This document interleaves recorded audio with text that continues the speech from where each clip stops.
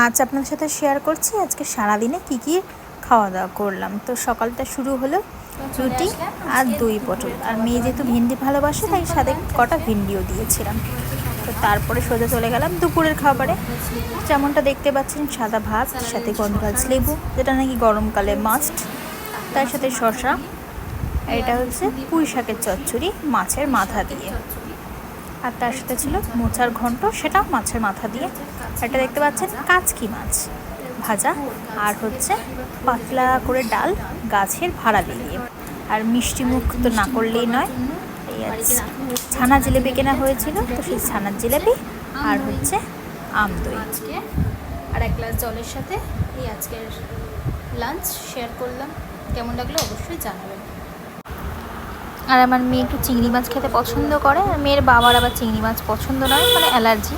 এই জন্য মেয়ের থালাটা দেখালাম, তো মেয়ের থালা চিংড়ি মাছটা এক্সট্রা ছিল।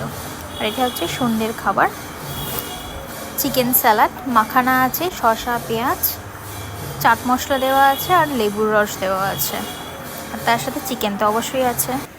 বৃষ্টি হওয়াতে আমাদের এদিকে তো ঠান্ডা হলেও, তো আপনারা কোথা থেকে ভিডিওটা দেখছেন আর আপনাদের ওখানে ওয়েদার কীরকম, গরম না ঠান্ডা, সেটাও কিন্তু জানাবেন।